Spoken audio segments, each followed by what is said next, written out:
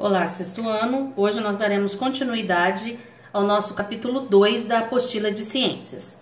Na aula passada, nós falamos um pouquinho sobre a formação de imagens nos espelhos planos, né? Hoje nós vamos ver como os outros tipos de espelho também podem formar imagens, né? Ampliando ou reduzindo essas imagens.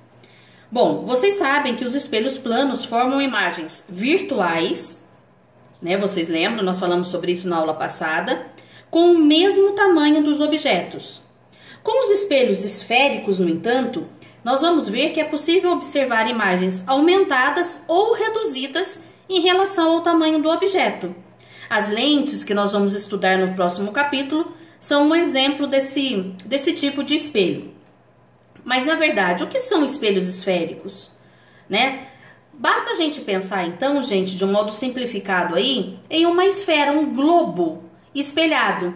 Se eu cortasse essa esfera aqui, olha, ao meio, eu ia ter duas partes, né? E aí, observando essas duas partes, olha, se esse espelho fosse oco, né? A parte de dentro aqui, quando ela é a parte refletora, quando ela é a parte espelhada, nós chamamos esse espelho de espelho côncavo.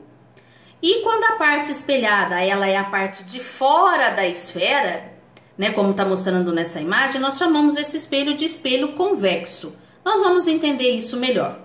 Observem aqui essa colher.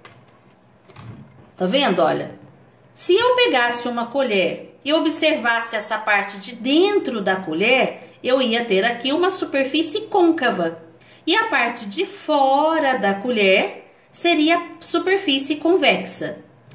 E aqui, como o exemplo que eu dei no slide anterior, tá vendo? Se eu pegasse uma esfera e cortasse essa esfera ao meio, a parte de dentro seria considerada superfície côncava e a parte de fora superfície convexa. Nos espelhos côncavos, como eu disse, a superfície refletora é a parte interna. Para objetos localizados aí mais próximos da superfície do espelho côncavo, nós vamos ter aí imagens direitas, ou seja, com a mesma posição, com a mesma orientação dos objetos. Então a imagem ela vai estar sempre na mesma posição. E essas imagens podem ser ampliadas e virtuais. Isso quando os objetos estão muito próximos ao espelho.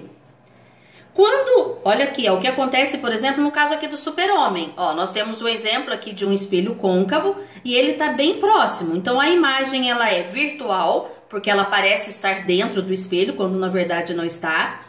Ela é ampliada, tá vendo? Olha como ele aparece bem maior aqui. E ela é direita, ou seja, ela é na mesma posição. O super-homem não está de ponta cabeça na imagem, né? Ele está na mesma posição.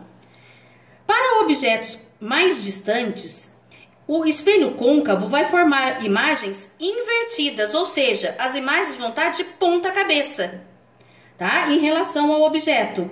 E elas são menores e são reais. Lembrando que imagem real é aquela formada pelos próprios raios luminosos diante de um espelho ou lente, né? E não atrás dele. As imagens reais, elas são vistas quando são projetadas em uma superfície, como eu dei exemplo lá no vídeo anterior, na tela de um cinema, certo? Então, olha, se vocês observarem aqui, olha, quando a gente olha aqui, olha, esse espelhinho aqui usado pelo dentista, também é um exemplo de espelho côncavo. Olha, a imagem é direita porque está bem próximo, né? E é maior do que o objeto. O dente aqui ele aparece bem maior do que é.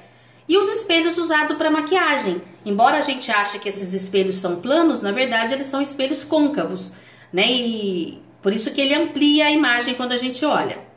Nos espelhos esféricos convexos, a superfície refletora é a parte de fora desse espelho, né? Então, os espelhos convexos, eles formam sempre imagens virtuais, aquela imagem que parece que está lá dentro do espelho, mas não está, direitas, ou seja, na mesma posição, e menores, para qualquer distância que o objeto se encontre deles. Então, ao contrário da côncava, que o tamanho da imagem vai variar de acordo com a distância do objeto, nos espelhos convexos não. Não importa a distância que eu estiver, a imagem vai ser sempre menor. Nós temos aqui, olha, aqueles espelhos usados em postos de gasolina, em garagens, em supermercados, tem aquele espelho no cantinho lá. Então, olha só, as imagens são sempre menores, porque com isso elas ampliam o campo de visão. Eu vou parar por aqui e já volto para a gente falar um pouquinho sobre os espelhos parabólicos.